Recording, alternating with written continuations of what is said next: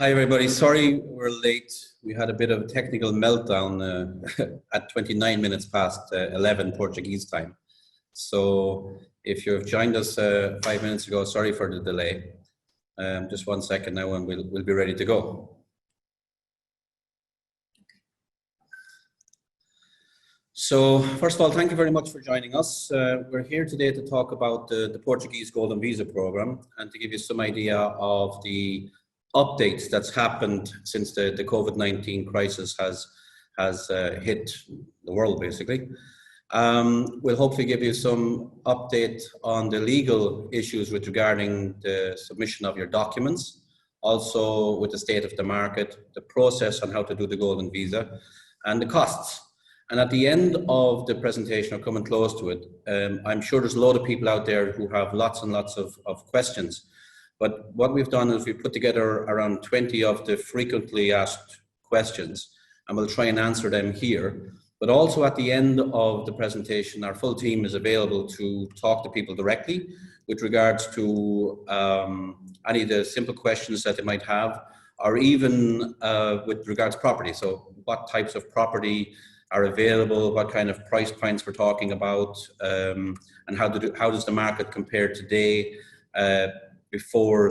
So let's start off first of all by just talking about what is the Gold Visa Program. I'm sure a lot of people here already know what it is, but for those who don't, basically it's a fast-track residency program that allows non-EU citizens to apply for residency through investment. So typically a non-EU citizen would make a qualifying investment, obtain a residency permit, and then after a 5-year period can apply for citizenship, provided they come under the qualification required for citizenship. The program itself it's very straightforward. It's a very flexible program. It allows for multiple different types of investment that you can do. So depending on your attitude towards risk, or even your attitude with regard to if you want to move to Portugal, you can do so, because this program allows you to work, study, live in Portugal, and travel through all the Schengen area visa-free. And also the documentation required around the actual program, it's pretty straightforward, and it's pretty clear on a legal basis as well. It's considered one of the most attractive residency programs in the world because of the fact that it's really non-invasive into your life. So most people who have done this program from around the world have done it because, number one, it doesn't really interfere with their current lifestyle. So up to now, you stayed on average of 7 days a year in Portugal, or 14 days over a 2-year period. And you continued your life as normal regardless of where you were living. That was the qualifying factor to continue your residency program. So we'll start.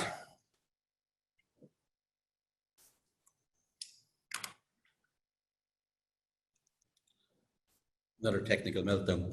So as I said, there's lots of different types of investments you can do. So we're going to go through all of the types of investment that people can do briefly, so we won't go into them in great detail.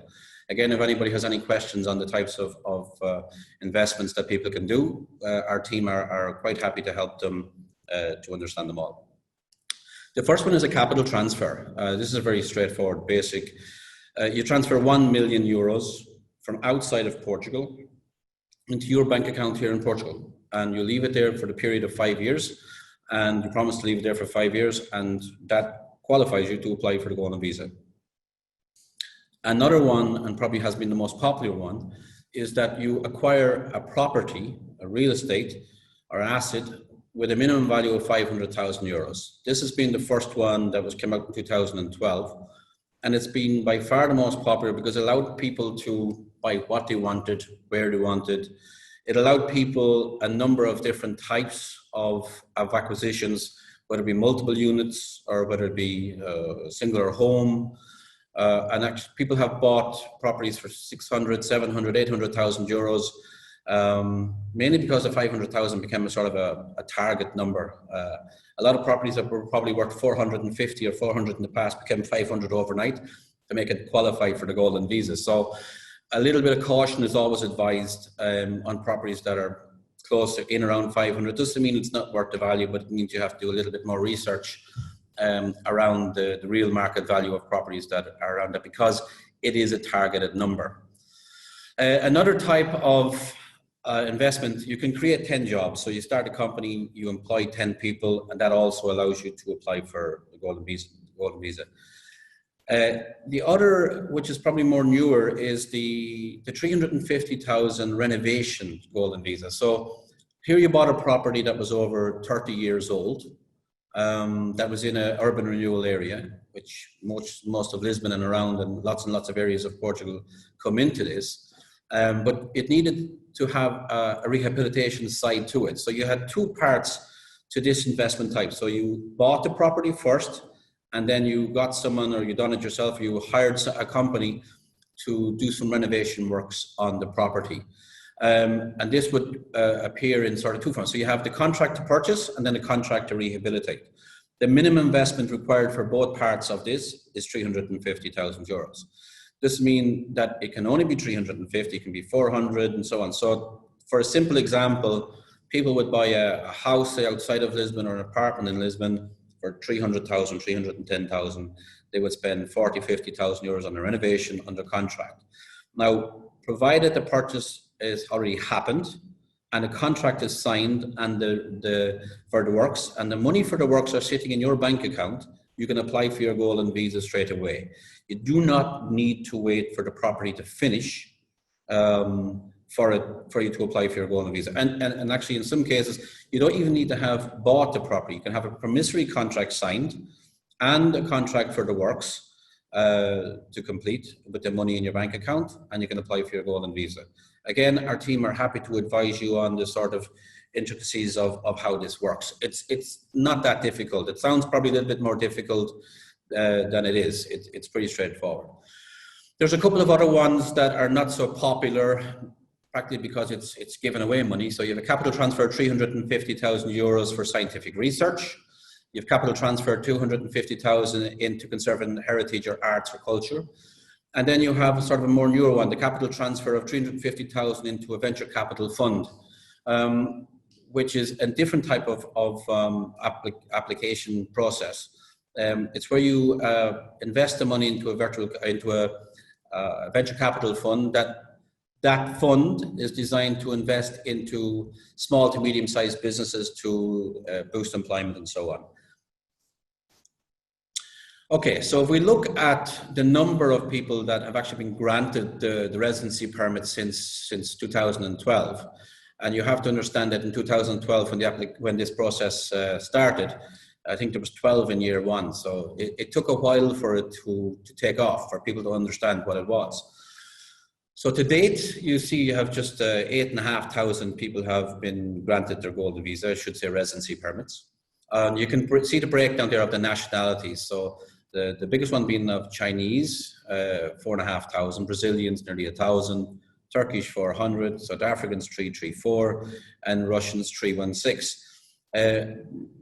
But also a lot of people from, say, from the Middle East and from Brazil, from different parts of the world. It's not, this program has reached out right across the world for lots and lots of reasons, mainly because it is a very good process, simple process to follow. But you can see the next number down, the amount of people that have made this application through real estate is nearly 8,000. Of 8,500, 8,000 that came through real estate acquisition. And also you can see that of the 8,500 that have been granted permits, they also have had family members join the residency program, 14,500 more. The total investment to date into the program itself has been over 5 billion euros. So just to give you an update now on the sort of the Golden Visa time frame, so you understand you know, from the start to the finish of where it is, but also there's been a little bit of updates because considering the COVID-19 crisis. The process in the past meant you had to get a lot of documents yourself and get them stamped and go to embassies and get them stamped in police stations and so on. And given that situation, now most of the validation, if not all, of the validation of these documents can be done remotely. And our legal partners are very, very happy to help you and to assist you in getting these documents validated remotely. So just because certain embassies are closed and certain offices are closed does not stop this process continuing. And actually, the validation process, once the documents have been submitted, and you can see there, the documents required are pretty standard documents like passports. It's also children's birth certificates, marriage certificates, and then police clearance certificates, etc. Once they're submitted, it takes about 3 to 4 weeks to have them validated by the SEF department. But that basically means they've accepted your application, and that now you can make an appointment with SEF, with the immigration department. So that now only takes about 1 month to get the application or get the appointment with SEF. And then once you've done your appointment, which is the biometrics, where you go, you take a photograph and they take your fingerprints and you sign some forms, etc. 3 to 4 months after that, could even be 4 to 5 months.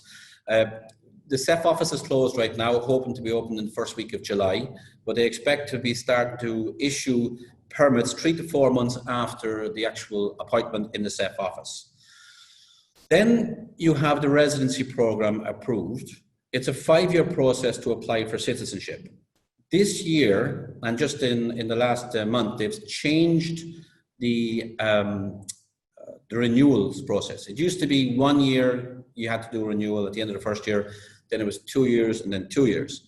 Now they've changed it so you don't have to come so frequently. So now the first year is gone. So once you get the residency cards, you do not have to return to Portugal for 2 years. But within that 2 years period, you have to have stayed for 14 days in total. Then you have the following 2 years, it's the same thing. You come back within 2 years, you stay for 14 days again. And on the 5th year, you can apply for your citizenship. Now, you can apply for citizenship, you can apply for permanent residency even at that stage. You can even continue in the temporary residency program if you wish. But the fact that they've changed the renewals to 2 and 2 does not mean that you can't apply for your citizenship after the 5th year. So what's the administration fees? We have 2 types of fees. So you've got the government fees, and then you have your legal fees, and then you have your sort of property acquisition fees. So if you look at the application fee, when you submit the application, for the initial investor, it's €533.90. And then for each family member that's included in the applications, €83.30 for each family member on the application. Once the program has been approved and residency has been approved, you will pay a fee to the government of €5,336.40 per person. So if you have 2 or 3 or 4 people in the application, you multiply that by the amount of number that's in the application. Legal fees, what we've seen is across the board, it's around €5,000 for the family on the initial application. And then on the 2 renewals, you have half that fee again from legal, but also from the government fees. So you can see on the renewals, it's €266,820 per person again. So what you will pay on the initial, whether it be legal fees and gold and residency fees to the government, you will pay half that fee again on each renewal. So if you look at the cost per person from the government side of you, you're looking at around €11,500 per person over the 5-year period, and you're looking at about €10,000 on legal fees just from the golden visa side of it, from the residency side of it, from the legal side. So on the acquisition cost of the property, if we take a property that's say €500,000, IMT tax, you can see it's nearly €30,000, €29,000, stamp duty €4,000, and contract and registration costs around €2,000. Normally, the advice to people is on property acquisitions to cover the legal fees on the acquisition of the property, for conveyancing, etc. Allow up to 8% in total for your taxes and your legal fees on top of your property price.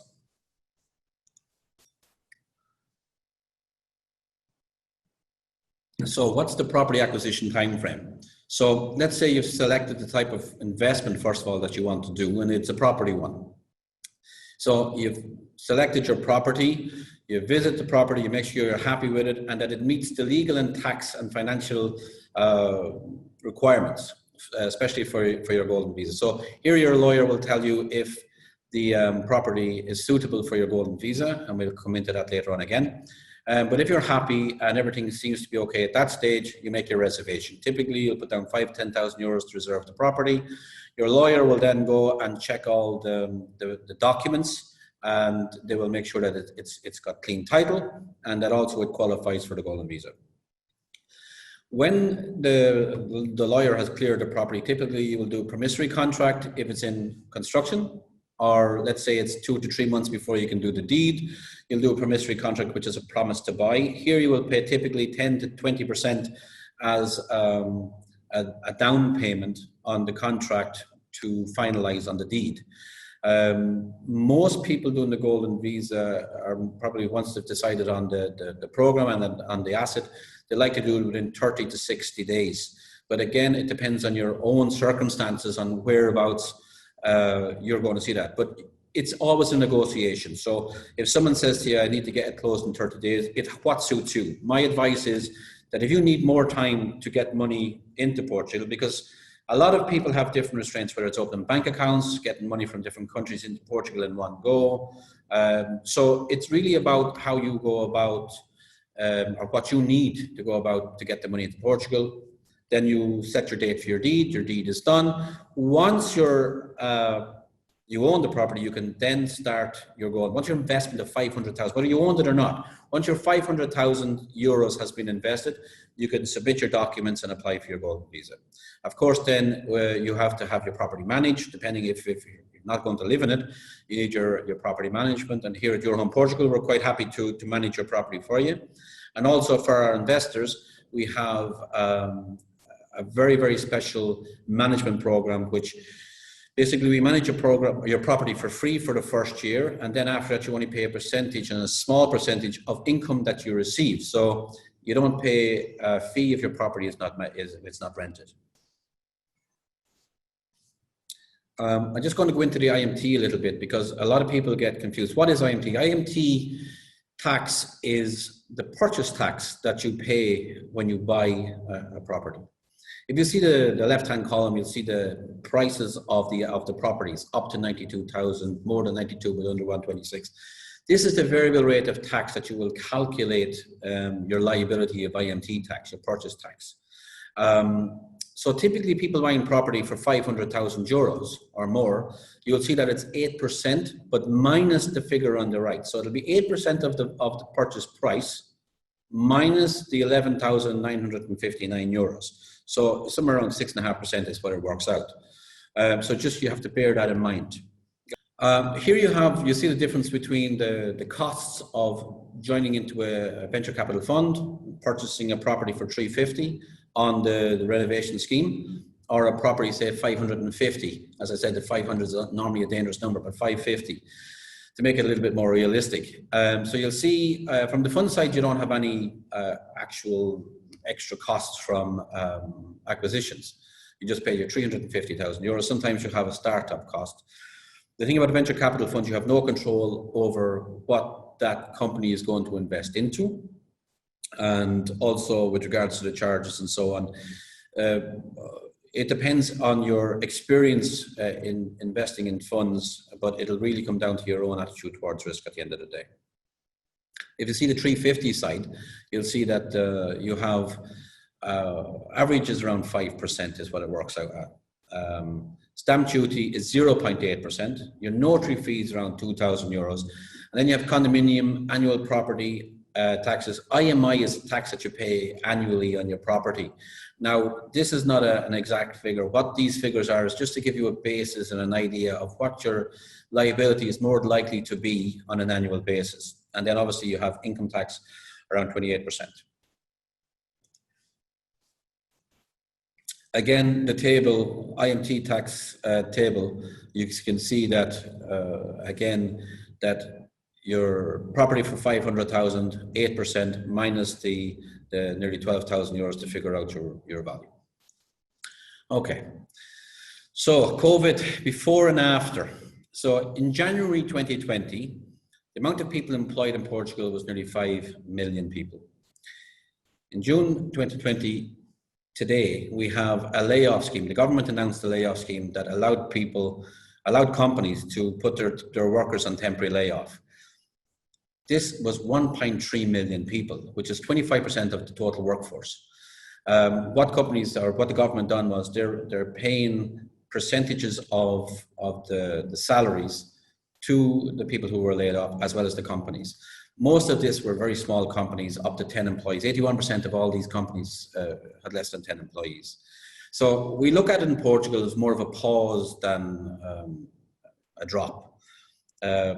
Obviously, Portugal has a big tourist market, and with no planes flying and nobody traveling, etc. So the likes of accommodation, catering, and even how to say the local restaurants and everything that fed off of that has taken a hit. Manufacturing industries as well, because there's been no movement and so on. But Portugal has already started to open up, and I see even the traffic is getting busier and busier. Airplanes are all talking about starting to fly back into Portugal in July. And we believe that Portugal has got away lightly. The Portuguese people have been very good through this COVID-19, and I suppose they played it very safe. Of course, there's been some people have been affected greatly by this disaster, but compared with other European countries and other countries, we got away lightly. That being said, we don't see a huge fall off in prices, and we have a great recovery plan. The government has announced its recovery plan, of which it hopes to strengthen its healthcare system. They've invested 400 million into digital investment to public schools. So they continue to protect income and in the temporary layoff. The fixed house rents, etc., to just basically protect the working people at the moment, and support for employment in the return from the layoff, and support for companies, whether it be through financing, the ease of financing through the banks, and also for repayment of loans that companies already have. So they've got a break from that as well, to allow them to recover and to get back to work. Okay. The one thing that we've noticed from people who've been calling in, especially in the local market, and the one thing I suppose you need to understand is that Portugal's biggest market is its local market. And with the COVID, the types of properties that people are looking for, they're looking for places that, you know, the attitude sort of changed from I wanted an apartment in the city centre, etc. Not that completely, but what we've seen is, has it got access to outdoor areas? Has it got access to parking? Has it got access to private gardens, etc.? Also, there's been a lot of people asking about villas outside of the city with commutable, with big gardens, with swimming pools, and so on. So workspace within the home has also become increased demand when people are asking. So when people are taking off the types of properties, the things that they want in the property, what we see, people are looking for bigger homes, they're looking for outdoor spaces, car parking, and access to public spaces as well. Just to go back with where we see the property market going, Standard & Poor's points out that they expect a 2.5% drop in the housing market in Portugal in 2020. That, considering what's after happening, I think it's remarkable. There's a lot of things that Portugal has always been a target for international markets regardless, as well as the local market, but they have a shortfall of around 100,000 units on an annual basis. So there's always been a demand for properties in Portugal for both local and also from international, whether it be for a second home, or whether it be for people now investing in Portugal, whether it be for golden visa or non-habitual taxation. So we believe that over the next couple of years, even into 2022, there's a clear recovery of growth set out, and that we expect the property prices in Portugal to continue growing. Here, we're just going to go through a couple of quick things. This is Lisbon, the greater Lisbon area. It's broken down into freguesias, as they call them here, or parishes or zones. And each has its own unique sort of characteristics around it. Now, it's much better that you talk directly with our staff here and our team with the types of property and the values that these represent. So, for example, if you take Marques Pombal, Avenida Liberdade, you're going to find prices are obviously a lot different than are going to be in Santa Clara or in Belém. There's different areas for for different types of property. And again, depending on what your attitude towards risk, but also what you want to do with the property and what your exit strategy for the property. A lot of people come in to buy a property, but sometimes they think about, okay, what happens when I want to sell it? Am I buying an investment? Am I buying a home? Am I buying something I want to use myself? We're here to help you understand what's available, and then to help you understand what suits you best, to give you the options that you can choose from. Because it shouldn't be just about this is a view of this or this is the size of that. It's about who's the end user, who actually can use this property, who's going to rent it, what can they rent it for, what's the upside of the area, what's the downside of the area, what's its potential or lack of. And these are questions that you need to know, to have this kind of information, to know, to be able to make an informed decision based on the type of assets that you want to acquire, or multiple assets.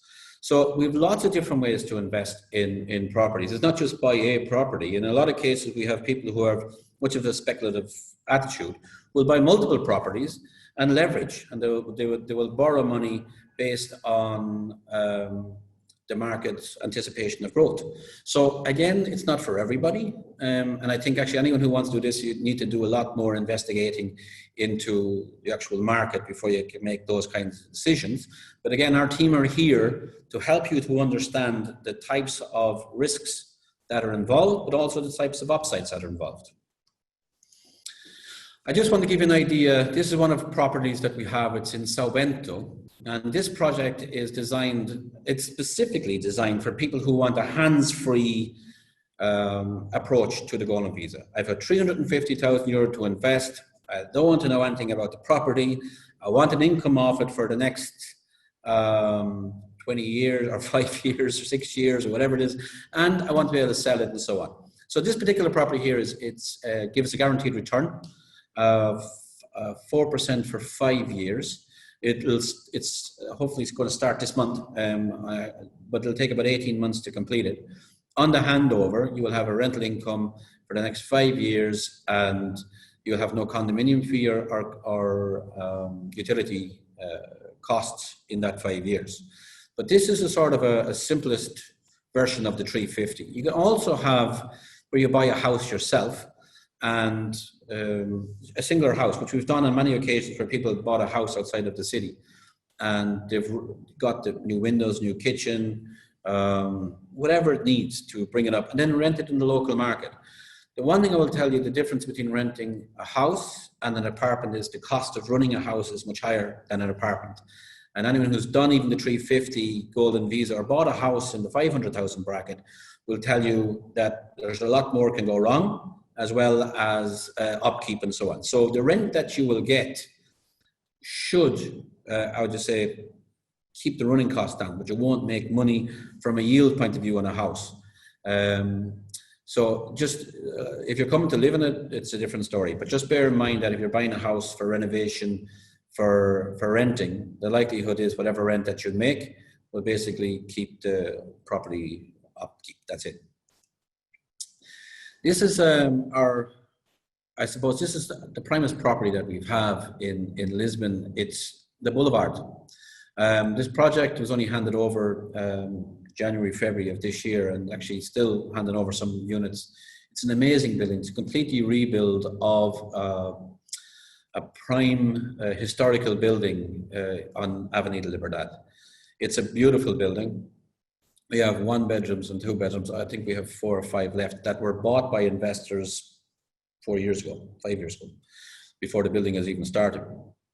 And they're selling now to people who are looking for the Golden Visa. The one good thing about this is it's location all day long.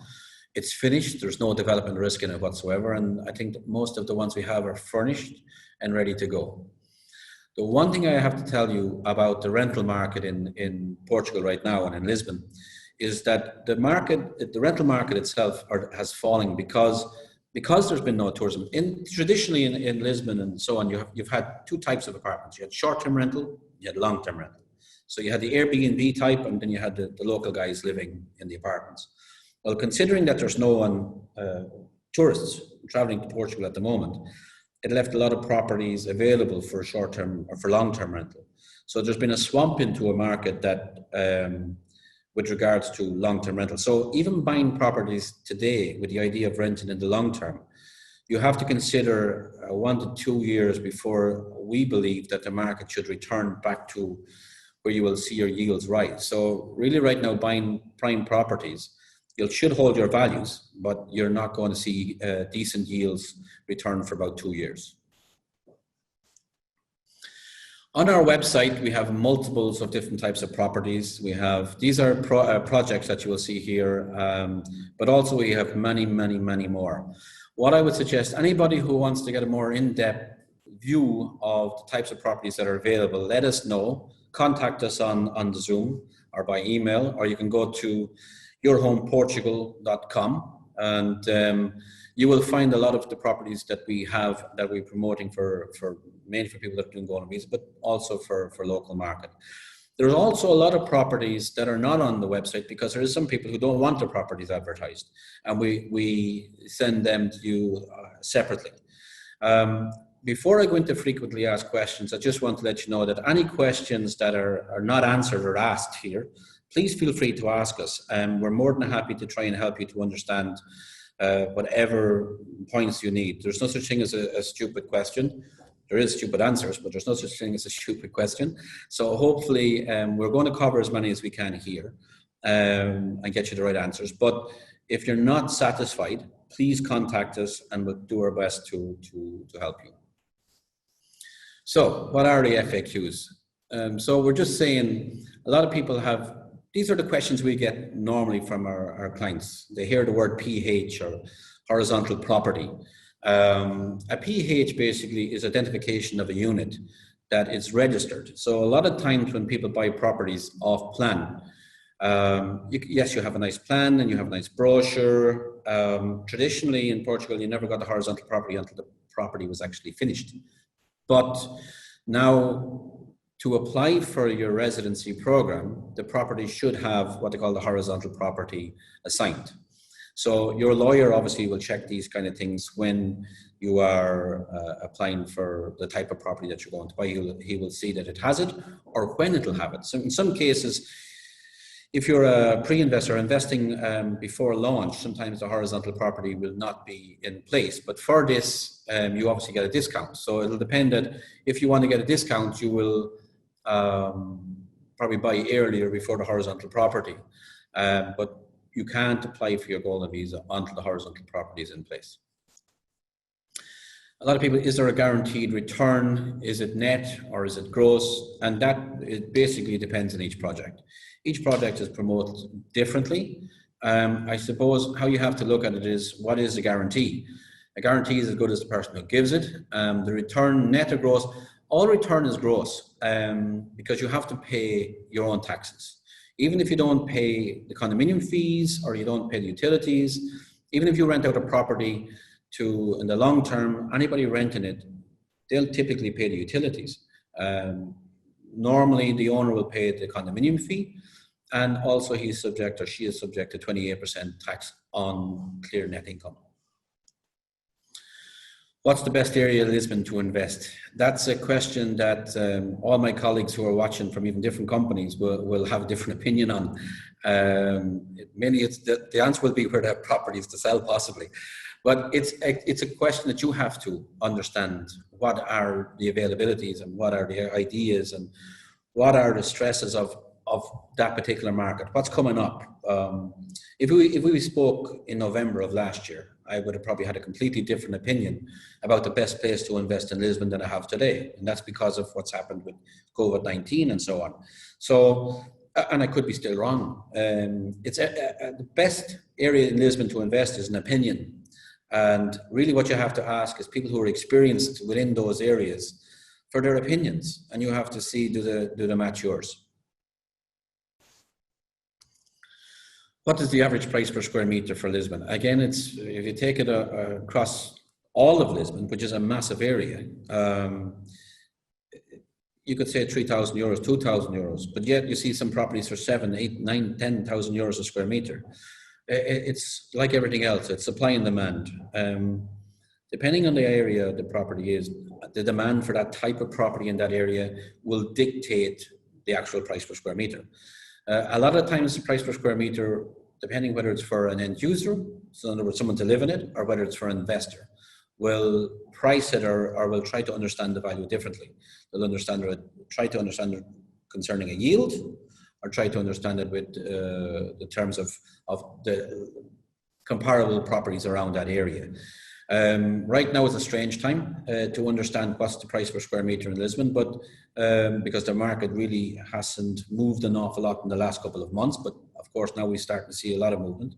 But really it comes down to checking the comparables in the area, and right now yield is very difficult to read because, as I said, there's an oversupply into the long-term market. What is meant by new development projects and rehabilitation projects? Well, new development is like what it says, it's a new development.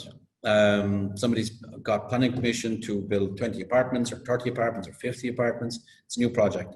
Typically you're buying off plan with the idea that the property will finish within a certain time frame and you'll have the property.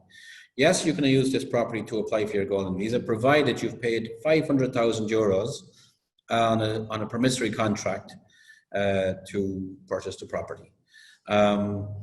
Rehabilitation project is typically a property that has to be rehabilitated. It's an older property, it's over 30 years and it's been renovated. Now, the degrees of renovation vary. You can have ones that will knock down the complete interior, or you have one who'll just go in and put in new floors, walls, plumbing, electric, and so on. Again, when buying a rehabilitation project, it's always good advice to get some engineer's advice to make sure that the property, not just the apartment, but the building itself is of good condition. In view of the economic downturn, is there any drop in the market prices? Right now, we don't see any drop, and actually the market hasn't moved that much, in the sense that prices are holding, people are buying, and we're still buying. As I said, Standard & Poor's are anticipating a 2.5% drop in the market. I believe that different locations will have different variances of the market prices, or drops in the market prices. So I think, given the situation, I expect, yes, you will see some prices take a downturn, but I do not see them taking 20 or 30% drops, nothing like it. And I think actually the market itself will recover quite rapidly.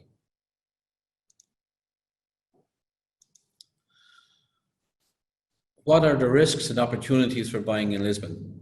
Exactly that. Risks and opportunities are the same thing. It's, again, where I see opportunities, other people see risks. And of course, in opportunities, there's always risk. It comes back to your own attitude towards risk. A lot of people want to buy in a prime location, something that's finished, very conservative. There's not very much opportunity in that, except the fact that it should hold its value. And that, for a lot of people, is exactly what they want. Then there's other people who are willing to take a punt or a gamble and to buy in sort of not so prime areas and look at the areas increasing. If we look at the like of Marvilla, the areas of Marvilla, where we know there's a lot of development happening, but also a lot planned, but not just from the development, there's a lot planned with regards to jobs and infrastructure, and a lot of people even consider it the sort of the new upcoming area. So Marvilla, Beato, these kind of areas which are down by the river.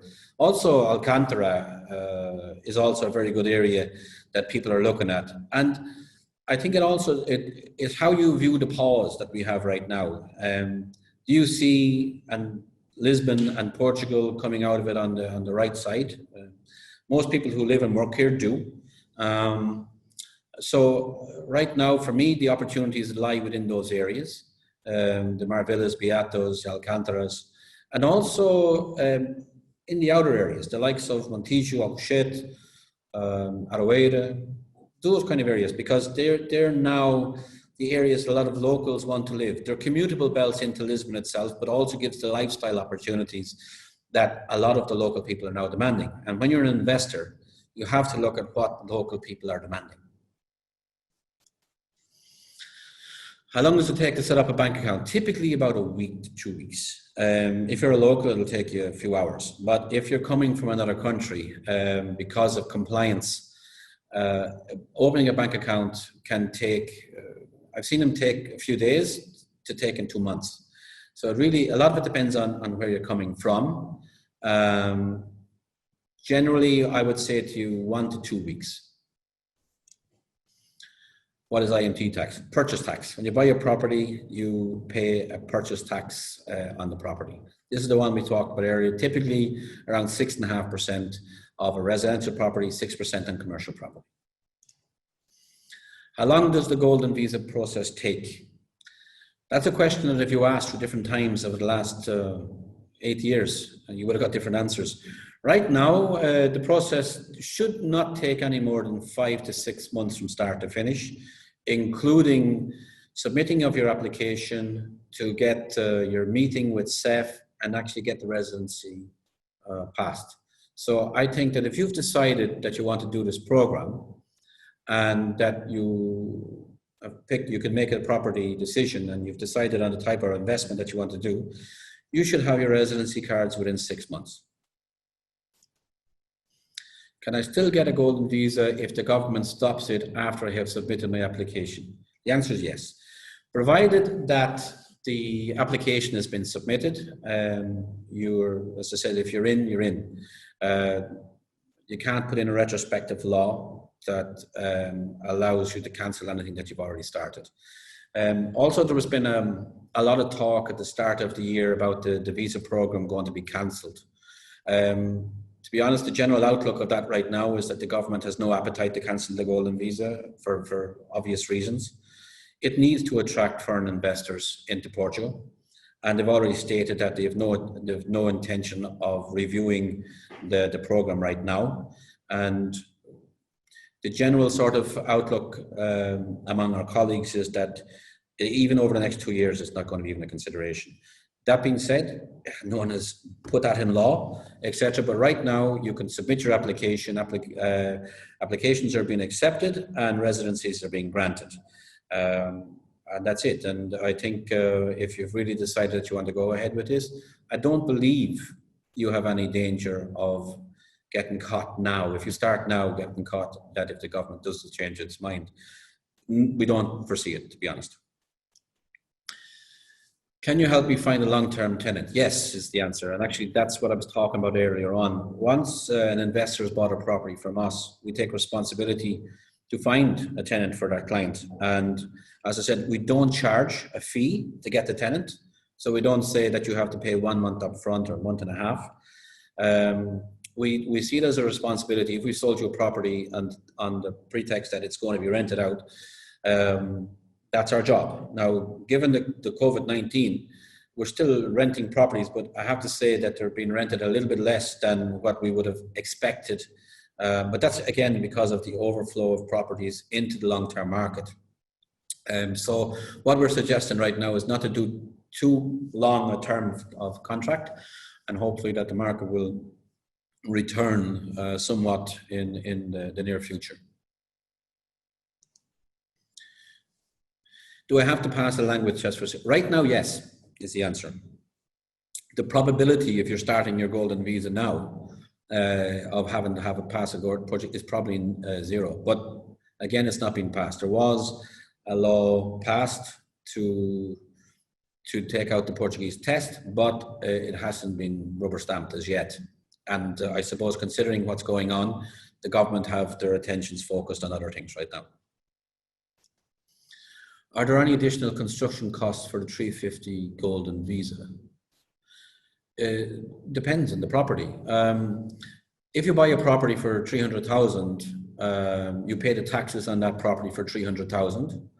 And if you buy if you're going to say spend 50,000 on the renovation, it actually depends on what type of renovation, what type of tax you will pay on top of it. When I say tax, I mean IVA, VAT. So you might have a small bit of taxes over it. But again, our team can advise you case by case. You have to look at each of the 350 golden visa reconstruction or the rehabilitation programs case by case. And I think you have to talk to our consultants here that are well capable of helping you to understand the taxes and the costs. Can I keep my residency if I decide to sell my property during the 5 years? Provided when you start this process or this program, you are committing that you're going to keep the minimum of the investment that you've done for a minimum of 5 years. So if you spend 500,000 euros on a property, you can sell provided that you reinvest that money over the 5 years. So the money has to stay invested over the 5 years. If you sell your asset within the 5 years and don't maintain your investment, then you will lose the program. So you're promising to keep the investment, whether in one asset, two assets, or you're changing assets over the 5 years. Is it true that the government is going to stop the golden visa? At some stage, they will stop it. When is the question? Right now, nobody has the answer, but as I said, we don't see it happening in the very near future. So we believe there's still a nice window there, considering the conditions which we're focused on. But again, no one can say for sure that it's not going to stop January, February, March, April next year. We don't know is the answer for now. So, but right now, we're very confident that it's not going to stop in the immediate future. Is it possible to extend golden visa to family members? Yes, dependents. Anyone who's dependent on the main investor can join the golden visa program. Like I said, it's 11,500 euros per person that goes into the visa program itself. It's not even a visa, it's a residency program. But if you take it, children under 18, but also parents, typically when they're in retirement age, can join the program, provided you can show dependency, which is legally, it's not very difficult to do so, normally when they're retired. And if they're dependent on you, you can join them into the program.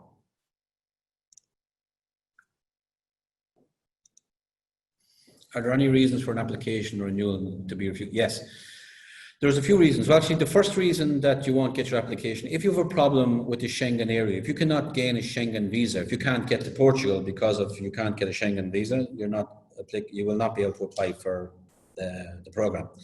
Or if you have a criminal record.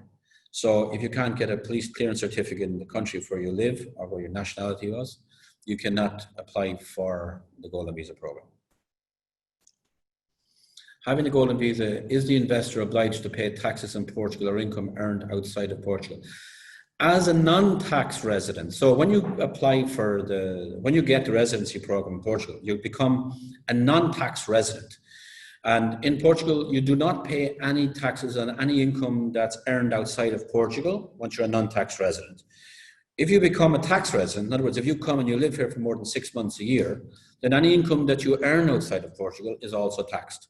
Although we do have another program called the non-habitual taxation program, which you can do, which you mitigate a lot of your external income from outside of Portugal, provided that you're living in Portugal. For people who don't live in Portugal, the only income you'll be taxed on is any income you earn in Portugal, such as rental income, etc. Are immigration offices open yet? The SEF office is hopefully going to open in the first week of July. So our team are standing by now. They're all waiting. They're already talking to people with regards to their own individual needs and so on. I hope this has helped you to understand a little bit more about the golden visa process as it stands today. And that if you have any questions, please feel free to contact us and we'll try and help you to understand everything from the process to the property, to the legal, to the taxation, etc. We hope to continue doing more webinars into the future, and hopefully we won't have the same kind of technical issues we had on this one. So thank you very much. Looking forward to seeing you all in Portugal, and stay safe, and urhomeportugal.com is where to look for us. Thank you very much.